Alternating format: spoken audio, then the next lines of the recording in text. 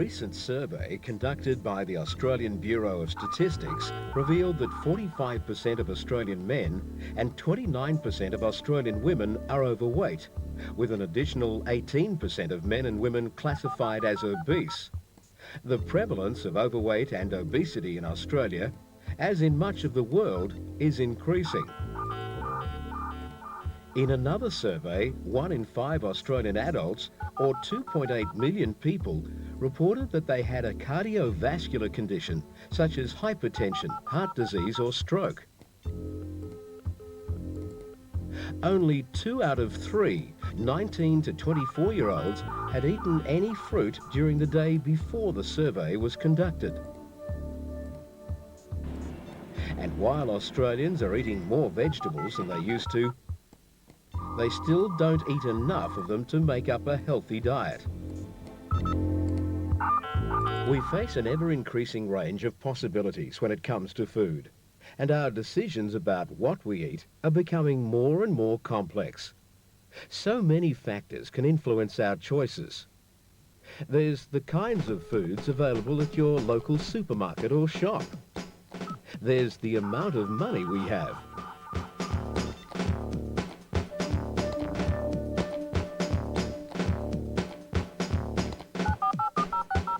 And access to transport. The amount of time available to shop for, prepare and cook food. Our cultural and family background. Our personal likes and dislikes. There are values, attitudes and beliefs about food and eating. Advertising campaigns and food promotions. And then there's knowledge about food and nutrition.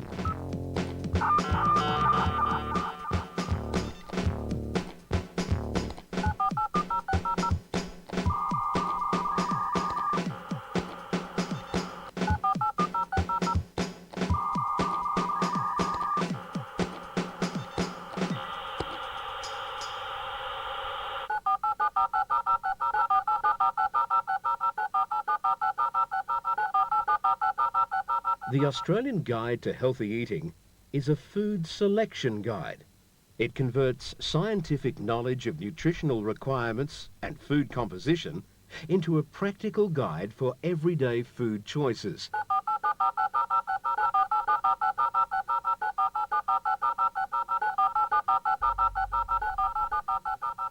The Australian Guide to Healthy Eating has been designed to replace the 5 food group system, which was developed about 50 years ago, and whose main focus was really to help Australians choose a diet that would prevent nutritional deficiencies. This guide, however, has really been designed to counteract problems of overconsumption rather than nutritional deficiencies. In Australia today, we're consuming too much fat, not enough fibre, and we have a very high incidence of obesity, heart disease, certain cancers and diabetes. So this new system is really enabling Australians to make wiser selections to try and counteract some of these diseases of our modern lifestyle. Enjoying a variety of foods every day means eating from all of the 5 food groups pictured in the guide. It's not necessary, however, to eat from each food group at every meal. If you eat from each of the food groups every day, in the amounts recommended, you should get enough of all the nutrients essential for good health. It's also important to eat a variety of foods from within each group, because within each group, some foods provide more of some nutrients than others. For example, yellow vegetables such as carrots and pumpkin contain much more vitamin A than potatoes. Also, eating a variety of foods of different biological origin is believed to be beneficial to health. For example, dietary fibre from oats causes a modest reduction in blood cholesterol level, which will help prevent heart disease, while the dietary fibre found in wheat foods helps prevent constipation and improves gut functioning.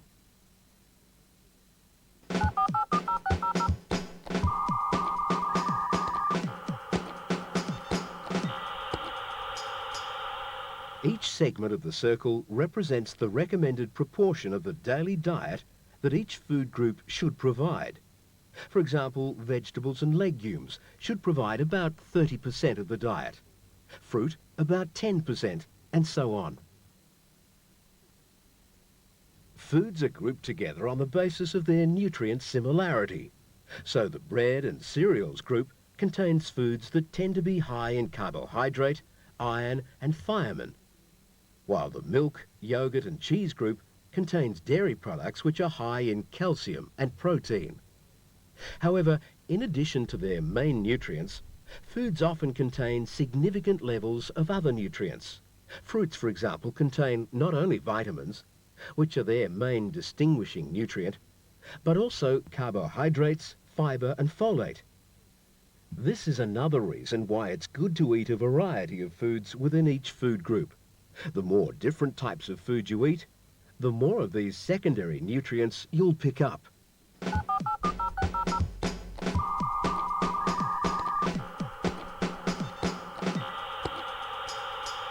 Foods in this group come from grains like wheat, oats, rice and corn.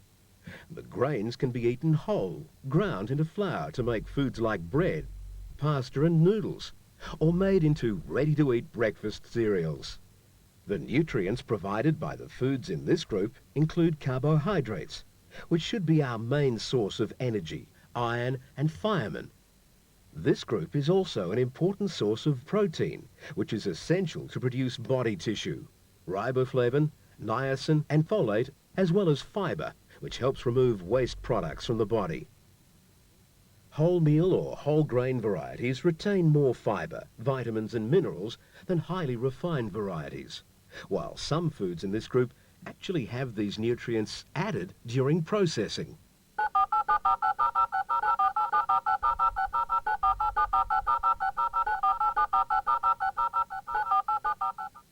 Instead of choosing all your foods from this group as bread and breakfast cereal, you could try rice, pasta and noodles, as they contain less salt. For variety, choose toasted muffins, crisp bread, rice cakes, pikelets or crumpets as a tasty snack. Fruit bread, plain bread and toast with low-fat spreads like Vegemite, Marmite, honey or jam, or just a thin spread of margarine make a filling and healthy snack.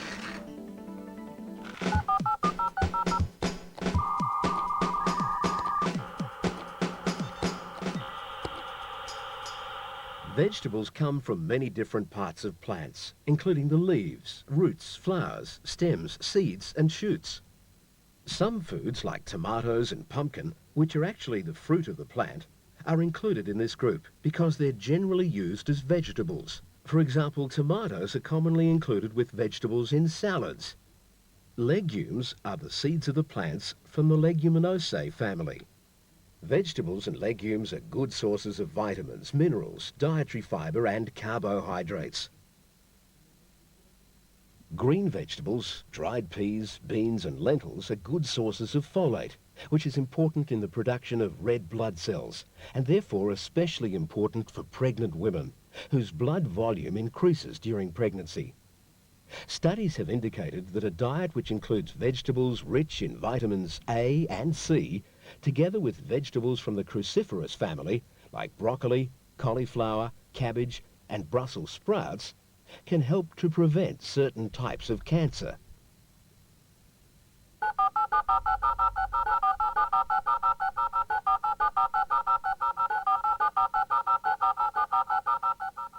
Eat some vegetables raw or slightly cooked for maximum nutrition. You'll find that children often prefer raw vegetables, but be careful. Children under 4 years old shouldn't be given hard, raw vegetables, as they may cause choking. You can use canned or frozen vegetables as an alternative to fresh. They're easily stored, nutritious, often cheaper, quick and easy to prepare, and are also available in some remote communities where fresh veggies are often hard to come by.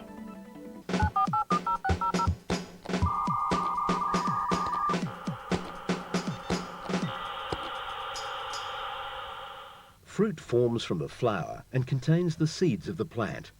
Fruit is a good source of vitamins, including vitamin C. It also provides carbohydrates, in the form of natural sugars and fibre, especially in the edible skins, as well as folate. Juices also belong to the fruit group, but they have a much lower fibre content than fresh fruit.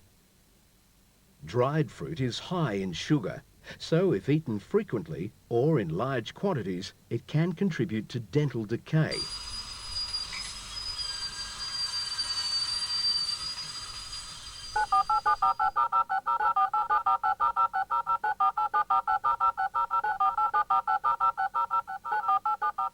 For convenience, use canned fruit as a nutritious replacement for fresh fruit, especially those varieties which are canned in natural juice or without added sugar. Choose the right-sized fruit for different age groups. Smaller sized fruit is often cheaper and it's easier for small children to eat.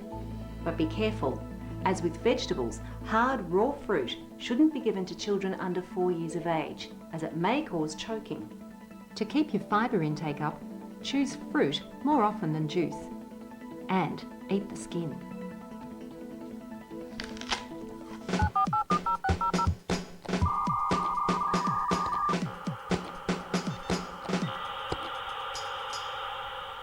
Milk, yogurt and firm cheeses are the 3 important foods in this group.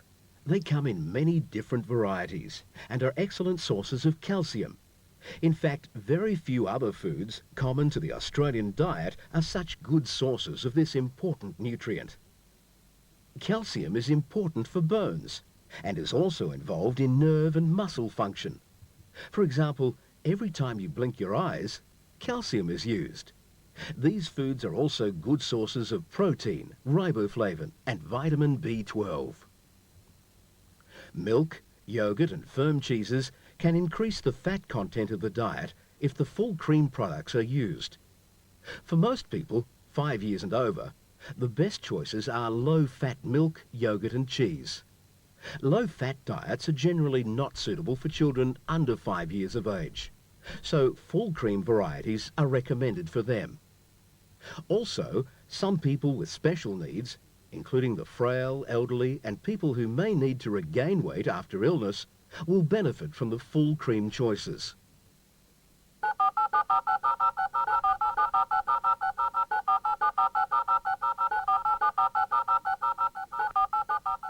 If you don't like drinking milk or eating yogurt and cheese, try adding milk to soups, casseroles and sauces. Use yogurt with curries and in dips, and you can add cheese to pancakes, omelettes, pasta and vegetable dishes. Soft cheeses like cottage cheese and ricotta do add variety to a low-fat diet, but they cannot be counted as sample serves from this group because they are low in calcium. If you don't eat any foods from this group, try foods which contain the same amount of calcium as a sample serve of milk, yogurt or cheese. For example, 1 cup of soy milk contains at least 250 milligrams of added calcium. The same amount of calcium can be found in 5 sardines or half a cup of pink salmon with bones.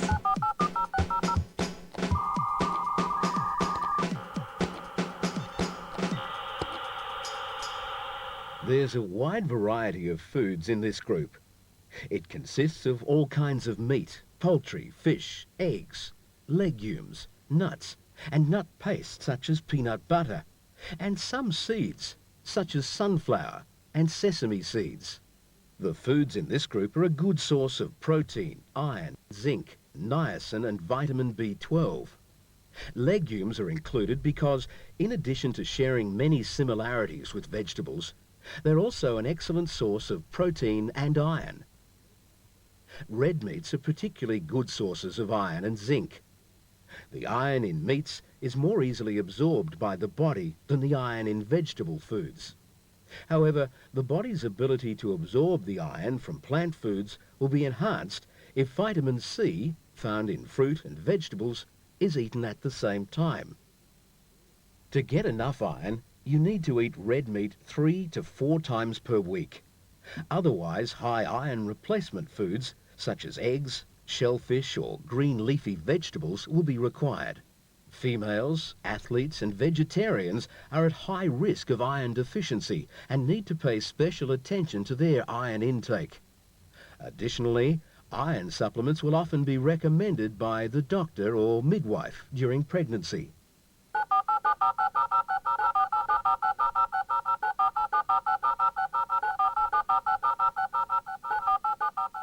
Meat can be high in saturated fat, which is the worst kind of fat for our health. But there are a number of things we can do to keep our fat intake to a minimum while still having the serves of meat that we need. We can choose lean meats.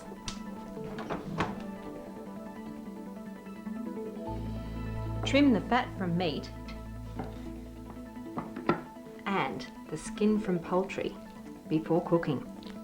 Eat sausages and processed meats only occasionally, as they are high in fat. If you are vegetarian, you still have to make sure that you get enough of the nutrients usually provided by this group. There are a number of things you can do to make sure that this happens.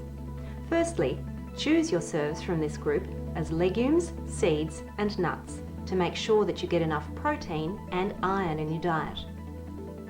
Read the labels on breakfast cereal packets and choose the cereals that have added iron. Don't use cheese as a regular meat replacement because it is low in iron. Try lentils instead.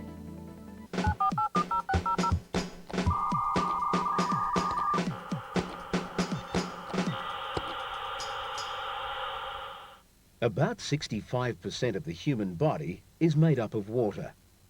It's vital for many bodily processes, including the transport of nutrients to the cells through the blood and the regulation of body temperature. For good health, adults generally need to drink at least 8 glasses of water a day. During demanding physical activity and hot weather, more water will be needed. All fluids, other than alcoholic drinks, contribute to the daily water requirement.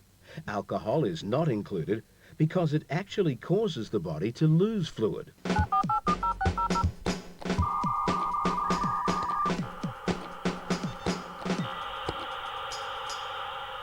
Foods such as biscuits, cakes, pastries, crisps, chocolates and soft drinks and alcohol do not fit into the 5 food groups. They're not essential to provide the nutrients the body needs and often contain too much fat, salt and sugar. These foods are likely to contribute large amounts of energy. If all of this energy is not needed immediately by the body, it can be stored as fat. However, these foods can add to the enjoyment of eating a healthy diet. People who are very active or growing rapidly can eat more of them than people who are inactive or trying to lose weight. Margarine and oil also fit into this group of foods, which should only be eaten sometimes or in small amounts.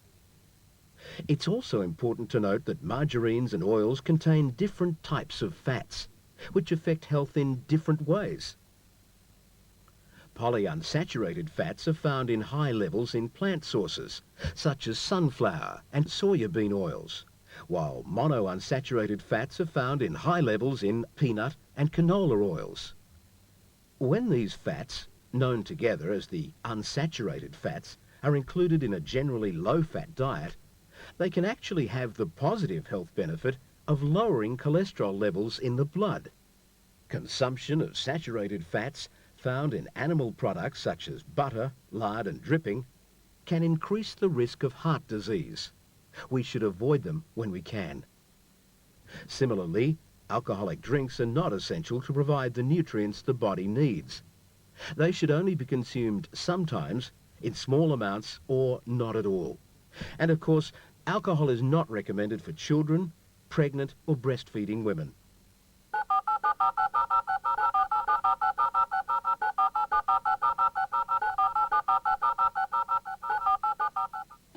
Add fruit to milk and blend them together to make delicious milkshakes. Bananas, sultanas, apples and mandarins are easy to carry snack foods. In summer, try fruits such as banana and grapes as a delicious frozen snack. Use carrot and celery sticks as a crunchy snack when you're not very hungry but you just need a lift. So what might a diet based on the Australian Guide to Healthy Eating actually look like? Well, that depends, because not only are there many different ways of achieving a healthy diet, but different people have different dietary requirements. A 4-year-old child clearly has different needs to a 70-year-old. So in planning a healthy diet, the first thing to do is work out the particular needs of the individual. For example, the individual might be a fairly active 24-year-old male.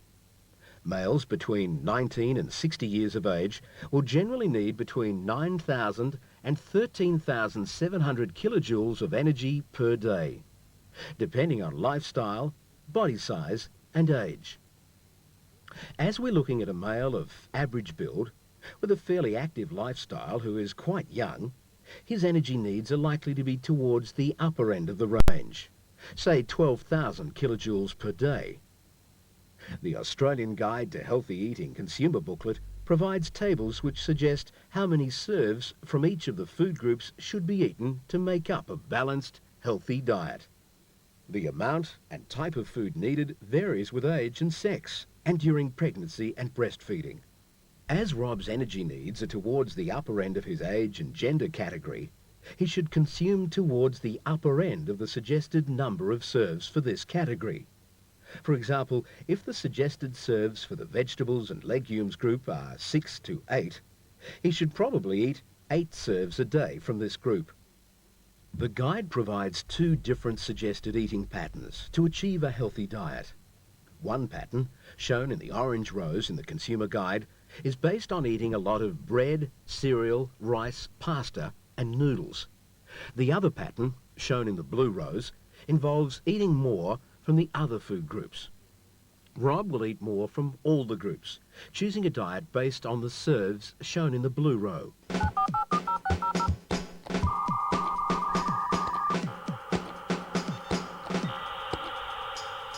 The average intake of Australian men from the bread, cereals, rice, pasta and noodles group is only 3 serves per day.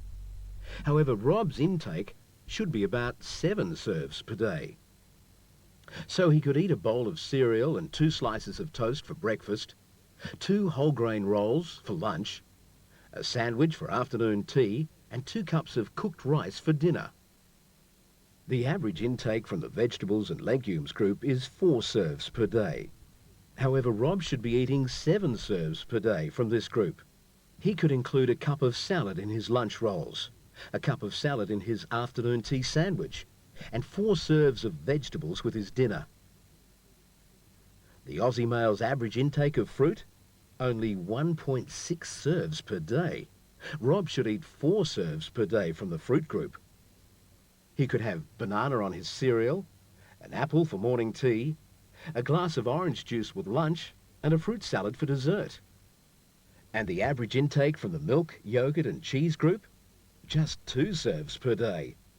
Rob should be having 4 serves per day from this group. 1 serve could come from the half cup of milk on his cereal, 1 serve made up of cheese with his lunch roll, and another with a yogurt with lunch. The 4th serve could come from a chocolate milk after dinner. The average intake from the meat, fish, poultry, eggs, nuts and legumes group is 2.2 serves per day, which is a little too much. Rob should eat about 1.5 serves per day from this group. Half a serve might come from some lean beef in the lunch bread roll, and 1 serve could come from chicken served with dinner. And the average intake of Australian men from the extras group? 6 serves per day. About 2 serves can come from this group. So Rob might consume half a serve from 2 biscuits eaten at morning tea, half a serve from margarine spread on sandwiches, and 1 serve from a chocolate milk drunk after dinner. 8 glasses of water should be consumed. These could come from an orange juice with breakfast, milk served with breakfast cereal, a cup of tea at morning tea, a glass of water with lunch, a cup of coffee with afternoon tea, a glass of water before dinner, mineral water with dinner, and after dinner, a chocolate milk. This is one example of how one day's diet based on the principles of the Australian Guide to Healthy Eating, might look. However, it's important that the diet is varied. To eat the same thing every day would risk missing out on particular nutrients. Also, there are many ways to put together a healthy diet, using different foods from each of the 5 food groups. Also, the guide can be adapted to the particular needs of a number of different groups. For example, a traditional Chinese diet would not include dairy products, but would include soy-based products. If these soy-based products are fortified with calcium, they'll serve as a good replacement food for this group.